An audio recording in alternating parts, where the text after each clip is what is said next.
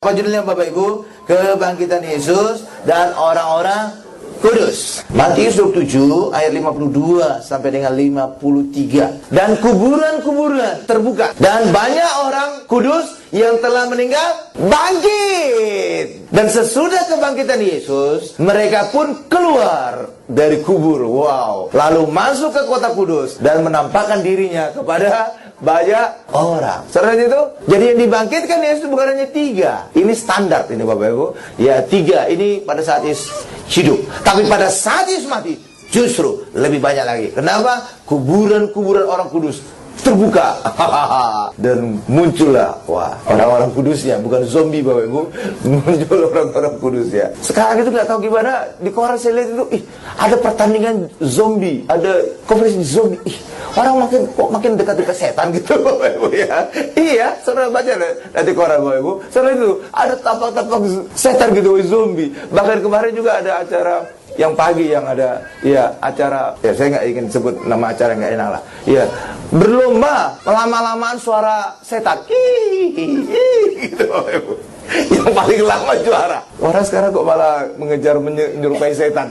Ya Bapak Ibu. Ya itulah yang terjadi. Ya nggak tahu gimana ini dunia. Yang penting kita dan anak Tuhan selalu menang, sembuh, sehat, diberkati, naik surga, masuk surga. Amin Bapak Ibu. Terserah mereka menyerupai setan, menyerupai gondoruo, menyerupai apapun itu. Amin. Jadi saudara lihat dari ayat tadi, kuburan-kuburan terbuka dan banyak orang kudus bangkit. Jadi setelah Yesus bangkit, mereka keluar dari kubur dan masuk kota kudus. Apa tuh kota kudus? Itulah Yerusalem. Yerusalem. Orang-orang kudus itu antaranya mungkin adalah Abraham, Daud, Yesaya, Yeremia, semuanya. Wah, tampil semua di Yerusalem. Wow, bisa heboh itu Bapak Ibu. Iya Bapak Ibu, bisa heboh kan? Iya, saya bisa bayangkan betapa hebohnya itu. Ya, mereka tidak keluar dari kuburan sampai kebangkitan Yesus. Karena apa? Menghormati Yesus. Ya, kehormatan itu diberikan kepada Yesus sebagai kebangkitan yang sulung. Ayat berkata demikian Bapak Ibu, kebangkitan Yesus, kebangkitan yang sulung. Jadi orang kudus tadi masih dalam kuburan dulu, sampai akhirnya Yesus bangkit, sama-sama kita nongol. Muncul. Haleluya Bapak Ibu. Dan Yesus juga pada saat disalibkan Bapak Ibu, diapit oleh 2 penyamun di kiri dan kanannya. Sebenarnya posisi Yesus itu posisi siapa itu Bapak Ibu? Barabas harusnya. Haleluya. Barabas sebenarnya yang layak disalib. Karena pada saat itulah Pilatus berkata, kamu pilih mana? Aku lepaskan Yesus atau aku lepaskan Barabas? Jadi harusnya apa Bapak Ibu? Barabas ini lahir disalib. Haleluya. Tapi rupanya orang Yahudi gelap mata Bapak Ibu, saking mereka benci kepada Yesus, sehingga ahli-ahli Taurat berkata, salibkan Yesus, salibkan Yesus. Jadi penjahat yang mereka terima. Haleluya Bapak Ibu. Penjahat yang mereka bebaskan. Haleluya. Tapi itulah yang terjadi Bapak Ibu. Dan ketika Yesus disalib, Yesus menanggung semua dosa kita. Benar Bapak Ibu? Semua dosa, termasuk dosa kita yang saat itu belum ada, belum lahir. Semua dosa dari seluruh abad itu ditanggung Yesus bagi yang percaya kepada Yesus. Dan ketika Yesus menanggung semua dosa kita, semua dosa manusia, pada saat itulah Yesus berkata dengan mantap, ya Bapa, mereka tidak tahu apa yang perbuat, ampunilah mereka. Kenapa Yesus bisa berkata minta pengampunan? Karena semua dosa manusia telah ditanggung oleh Yesus, sehingga setiap dosa kita hari ini tidak ada lagi. Itulah sebabnya kita berhak mendapatkan pengampunan. Itulah sebabnya ketika kalau saudara sadari tentang karya salib ini Bapak Ibu, hidup orang Kristen itu menang. Kenapa? Karena di salib inilah dosa kita ditanggung oleh Yesus. Maka ketika seorang hidupi salib ini, seorang bisa berkata, aku tidak punya dosa lagi. Dan ketika juga seorang hidupi salib ini, disinilah hukuman Allah atas dosa kita dijalani oleh Yesus. Itulah sebabnya Roma 8 ayat 1 bisa saudara raih. Di dalam Yesus, aku bebas hukuman. Kenapa? Karena hukuman kita telah dijalani Yesus di sini. Bahkan Ibrani 8 ayat 12 juga berkata, Allah melupakan dosa kita. Kenapa Allah melupakan dosa kita? Dosa kita sudah ditanggung Yesus di sini, di salib ini. Berapa Bapak Ibu? Itulah sebabnya hidup di salib ini, saudara bisa berkata, aku bebas dosa, aku bebas hukuman dari Allah. Tapi nyatanya banyak orang nggak hidup ini Bapak Ibu, sehingga mereka sama berdosanya dengan orang tetangga sebelah. Padahal salib inilah yang membuat perbedaan hidup kita orang Kristen. Amin Bapak Ibu. Disinilah dosa kita ditanggung, disinilah hukuman dosa kita dijalani. Itulah sebabnya ketika saudara hidup dalam Yesus, harusnya saudara bisa berkata, aku bebas dosa dan aku bebas hukuman dosa. Berikan kemuliaan luar biasa bagi Tuhan yang Makanya harus dihidupi ini salib Yesus. Coba kita lihat bagaimana Yesus berkata, ampunilah mereka karena mereka tidak tahu apa yang mereka perbuat. Lukas 23 ayat 34. Yesus berkata, ini di atas kayu salib Bapak Ibu, ya Bapa, ampunilah mereka sebab mereka tidak tahu apa yang mereka perbuat, dan mereka membuang undi untuk membagi pakaiannya. Amin Bapak Ibu. Saudara lihat itu? Luar biasa kan? Iya, karena itulah orang Kristen harusnya sadar akan salib. Ini menjadi rahasia kita untuk benar. Sadar salib, saudara sadar saudara selamat. Sadar salib, saudara sadar saudara disembuhkan. Oleh bilur Yesus kita sembuh. Sadar salib, saudara merdeka. Karena Yesus terpaku terikat agar kita hari ini bebas merdeka. Yesus mati terkutuk agar kita hari ini hidup bebas kutuk. Yesus mengalami bilur agar kita hari ini bebas bilur. Yesus mengalami pengucuran darah agar kita hari ini tidak mengucurkan darah. Selain itu, itulah sebabnya sadar salib. Waduh, orang Kristen menang benar. Coba nggak tahu gimana, banyak orang Kristen nggak sadar. Ya Bapak Ibu, ya, padahal kesadaran tentang salib inilah yang membuat kita berbeda, dan inilah yang membuat kita hidup berkemenangan. Hidup di salib Yesus membawa kita berkemenangan. Berikan sekali lagi kemuliaan luar biasa bagi Tuhan Bapak Ibu. Imam ahli-ahli Taurat juga menuduh Yesus itu bersalah Bapak Ibu, dan sangat besar salahnya, sehingga apa? Harus disalibkan. Padahal Raja Herodes saja nggak menemukan kesalahan Yesus. Ya, bahkan juga Pilatus juga tidak menemukan kesalahan Yesus, sehingga sebenarnya Pilatus berusaha untuk membebaskan Yesus. Amin Bapak Ibu. Bahkan juga orang yang disalib di kanan Yesus juga berkata, dia tidak bersalah. Kita memang pantas untuk disalib, tapi dia tidak bersalah. Lalu dia melanjutkan lagi, ya, ngomong kepada Yesus, ya Tuhan, ingatlah akan aku jika engkau kembali sebagai Raja. Haleluya Bapak Ibu. Jadi orang yang disalib juga Yesus tahu ini juga bersalah. Tapi apa yang terjadi Bapak Ibu? Yesus disalibkan. Supaya apa? Supaya kita yang bersalah bebas dari kesalahan. Kenapa? Kesalahan kita telah ditanggung oleh Yesus di atas salib. Amin Bapak Ibu. Jadi memang benar Yesus tidak bersalah, tapi Yesus dibuat bersalah, dibuat berdosa, agar kita hari ini tidak berdosa, tapi hari ini kita mengalami kebenaran dari Allah. Amin Bapak Ibu. Kita sebenarnya nggak benar, tapi kebenaran Yesus ada, kita terima ketika kita percaya karya salib Yesus. Haleluya. Sekarang kita masuk pada bagian kedua, mengakui Yesus sebagai Raja. Lukas 23 ayat 42. Lalu ia berkata, Yesus, ingatlah akan aku apabila engkau datang sebagai Raja. Haleluya. Jadi benar-benar dia melihat Yesus sebagai Raja. Jadi orang yang di kanan salib Yesus itu melihat kehidupan, menyebut Yesus Raja, dan dia hidup. Sedangkan yang di kanan sebaliknya Bapak Ibu, justru meledeki Yesus, justru menghina Yesus Bapak Ibu. Ya, hasilnya apa? Dia tidak hidup. Dan sebenarnya gambaran itu sudah terlihat juga pada saat Yusuf di Mesir, Bapak. Yusuf di Mesir, pada saat Yusuf ditawan, ada dua juga pejabat Firaun yang ditawan. Itu adalah juru minum atau anggur, dan juga adalah juru roti. Ya. Dan yang selamat cuma satu. Siapa Bapak Ibu? Juru minum. Karena apa? Ada anggur, ada darah. Karena itulah hanya lewat darah Yesus kita semua bisa diselamatkan. Sama juga seperti orang Israel juga lepas dari kematian dan sulung karena adanya darah. Bukan ditentukan siapa yang di dalam rumah. Enggak. Apakah pendeta, apakah pengerja, apakah orang Kristen, tidak ada. Orang baik tidak ada. Orang Yahudi atau orang Mesir, nggak ada persoalan. Selama ada darah yang membentuk salib Bapak Ibu, diambang atas, diambang kiri dan kanan, maka orang di dalam rumah itu selamat. Hal yang sama juga bagi kita Bapak Ibu. Selama saudara darah, apapun status saudara, pasti saudara juga beroleh keselamatan. Amin Bapak Ibu. Haleluya. Iya. Jadi di tanda darah di Mesir itu sebenarnya gambaran salib. Kenapa? Ya jelas saja. Dikatakan apa? Dioleskan diambang atas, kiri dan kanan. Lah ini nih, atas, kiri dan kanan kan? Dan jadi di ambang pintu itu sudah terlihat kebenaran gambaran salib. Haleluya Bapak Ibu. Dan lewat darah hewan inilah, dan domba inilah, seisi rumah selamat. Hal yang sama juga bagi kita. Lewat darah Yesus, karya salib Yesus, maka hari ini siapapun saudara beroleh keselamatan. Amin. Berikan kemuliaan luar biasa bagi Tuhan Bapak Ibu. Haleluya, haleluya. Jadi orang yang disalib di kanan Yesus itu mengakui Yesus sebagai Raja. Tadi kita lihat ucapannya, Yesus ingatlah akan aku apabila engkau datang sebagai Raja. Tapi apa kata Yesus di situ Bapak Ibu?